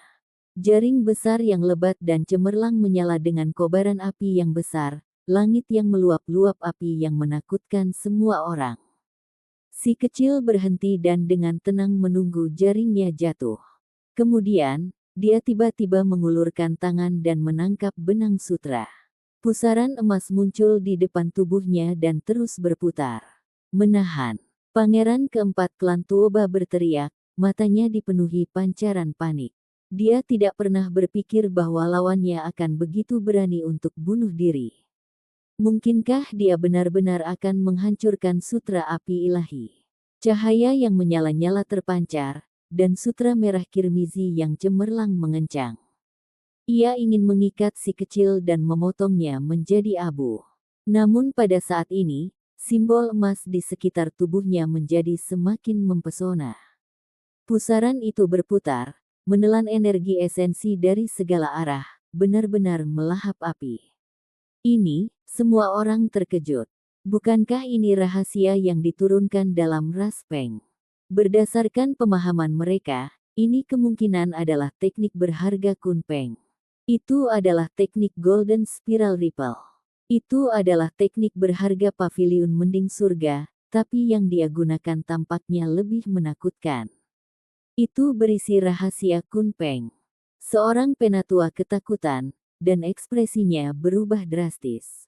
Weng. Pusaran emas memurnikan api, menelan simbol tak berujung itu dan menahan serangan sutra yang berapi-api.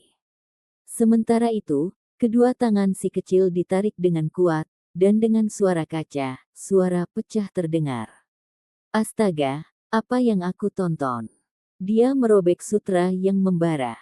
Seberapa menakutkan kekuatan ilahinya. Dengan tubuh seperti miliknya, dia pasti bisa mengangkat gunung dan memindahkan lautan. Petik 2. Semua orang sangat terkejut. Banyak orang berteriak karena terkejut. Penampilan bocah iblis itu terlalu mengejutkan. Dia menghancurkan artefak berharga yang paling kuat dengan tangan kosong. Kita harus memahami bahwa sutra itu sangat kuat dan tahan lama, sama sekali tidak seperti senjata lainnya. Dengan suara siu, bocah iblis itu berubah menjadi cahaya keemasan saat dia bergegas membunuh ke arah pangeran keempat keluarga Tuoba. Ketika orang-orang melihat ini, mereka semua bergegas untuk menghentikannya.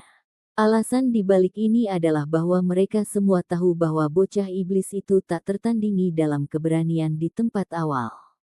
Dia jelas bukan seseorang yang bisa diatasi oleh satu orang, jadi mereka semua mencoba menghentikannya. Dengan suara honglong, genangan air yang luas muncul di belakang punggung si kecil. Gelombang sombong meraung seperti guntur, ombak itu seolah-olah menenggelamkan langit itu sendiri. Itu dibangun dari simbol dan kekuatannya secara langsung mengirim sekelompok orang terbang. Bagian yang paling menakutkan adalah seekor ikan hitam besar muncul di lautan air. Ukurannya membuat orang gemetar, karena luas dan tidak jelas. Dengan goyangan ekornya yang keras, simbol hitam berkedip sebelum mendarat di tubuh semua orang. Ah! Banyak orang berteriak dengan sedih, dan orang-orang dengan kultivasi yang relatif lebih lemah segera berserakan. Individu yang lebih kuat dengan cepat menghindarinya, tetapi bahkan setelah melakukannya mereka masih memuntahkan darah segar sebelum terhuyung mundur. Kun Peng, burung laut raksasa yang legendaris. Itu adalah kun ilahi. Orang-orang sangat terkejut. Jenis teknik berharga ini benar-benar muncul, sangat mengejutkan orang. Dengan suara peng, si kecil jatuh dari langit setelah mengirim sekelompok besar orang terbang. Gelombang laut berguling-guling, memenjarakan pangeran keempat keluarga Tuoba. Dengan satu langkah, dia menyebabkan orang-orang berguling-guling di tanah. Dia menangkap ulat sutra dewa itu. Kamu, pangeran keempat Tuoba ketakutan dan marah. Namun, si kecil bahkan tidak menunggu reaksi sebelum mengundurkan diri. Dia langsung berceceran, mati di sini. Rambut halus di tubuh semua orang berdiri. Seberapa kuat kekuatan ini? Dia bisa langsung menginjak-injak salah satu pangeran Tuoba sampai mati. Mati di dalam alam Void God akan menimbulkan luka serius di dunia nyata juga. Kekuatan mereka akan mengalami pukulan besar, dan energi esensi mereka akan terpengaruh juga. Paling tidak, mereka membutuhkan beberapa bulan untuk berkultivasi sendiri sebelum pulih sepenuhnya. Efek dari cedera ini sangat besar, dan dapat menyebabkan masalah pada energi inti seseorang. Orang yang paling tidak beruntung bahkan mungkin kehilangan spiritualitasnya, menciptakan masalah besar untuk kultivasi mereka di masa depan. Orang kecil itu mengambil ulat sutra dewa dan dengan hati-hati melihatnya. Ulat sutra Divine Flame Silkworm mengungkapkan tampilan yang tidak menyenangkan. Simbol-simbol terjalin di sekeliling tubuhnya seolah-olah bara api menyala. Mereka sangat panas ketika mereka mencoba membakar si kecil sampai mati. Pada saat yang sama, sutra yang dimuntahkannya bahkan lebih menakutkan, itu ingin membungkusnya dan menyempurnakannya. Si kecil bisa langsung tahu bahwa jenis keturunan ini tidak bisa diberi nama. Tangannya mengerahkan tenaga dan langsung mencubitnya sampai mati. Kemudian, dia memasukkan mayatnya ke dalam kantong, karena itu adalah obat daging yang sangat berharga. Semua orang menjadi tercengang. Ini terlalu biadab. Itu adalah keturunan kuat yang jarang terlihat. Dia benar-benar meremasnya sampai mati. Sungguh orang yang tidak normal. Sekelompok orang semuanya ketakutan. Benarkah tidak ada orang yang bisa mengendalikan pemuda ini? Sekelompok orang mengeluarkan artefak berharga mereka dan bergegas maju. Mereka bahkan mengaktifkan formasi untuk membunuhnya di perangkap mereka. Itu kamu, tiba-tiba, si kecil menjadi marah setelah merasakan aura yang familiar. Dia mengirim seseorang terbang dengan mudah dan menyerbu ke dalam kabut dengan kekuatan seperti guntur. Tiba-tiba, dia mengangkat seseorang dengan suara peng. Matanya mulai menyemburkan api. Individu itu adalah seorang pemuda berpakaian putih kira-kira berusia 14 hingga 15 tahun. Simbol beredar tentang dia, dan kabut kabur melingkari. Itu adalah kejeniusan klan hujan, Yu Feng. Kau orang yang malang, membawa anggota klanmu ke paviliun penjaga surga untuk membunuh semua orang. Anda menggigit tangan yang memberi Anda makan. Hari ini, aku akan memisahkanmu. Petik 2. Orang kecil itu sangat marah. Dia merobek salah satu lengannya dan membuangnya.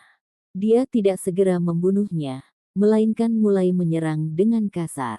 Yu Feng berteriak dengan sedih, dan suara yang dia buat tidak lagi seperti suara manusia. Orang-orang klan hujan semua marah saat mereka menyerang bersama. Alhasil, sambaran petir pun muncul.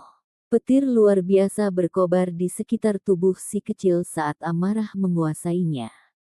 Di belakangnya, genangan air yang sangat besar melonjak, dan seekor ikan hitam besar muncul. Dengan suara hong, teknik berharga Kun Peng bergabung dengan petir dan menghancurkan segala arah. Ini hanyalah kekuatan tak tertandingi yang menyapu segalanya. The Rain Clansmen berteriak dengan sedih, dan mereka semua hancur berantakan. Orang-orang dikirim terbang ke segala arah. Mereka akan meledak dan berubah menjadi kabut berdarah. Jenis kekuatan ilahi dan penindasan ini mengejutkan semua orang. Mereka benar-benar tidak percaya bahwa anak iblis ini membantai sekelompok ahli. Yu Feng, klan hujan, kalian semua adalah sekelompok sampah. Anak iblis itu menjadi gila. Kun Peng di belakangnya muncul, memancarkan suara angin dan petir. Itu meletus dengan cahaya keemasan, dan setiap kali menabrak manusia, daging akan segera meledak. Kabut berdarah memenuhi udara. Dia melakukan pembantaian, membunuh orang-orang dari lebih dari selusin klan. Mereka semua adalah kekuatan besar di dunia ini, tetapi pada akhirnya para ahli ini bukanlah tandingannya. Mereka semua dibantai sampai berteriak dengan sedih. Mereka semua melolong tanpa henti dalam kesedihan. Daerah ini menjadi kacau balau. Pria kecil itu menjadi gila setelah memikirkan tentang tragedi berdarah yang terjadi di dalam paviliun pengatur surga dan melakukan pembantaian. Sampai jumpa di episode selanjutnya. Selamat beraktivitas dan sampai jumpa.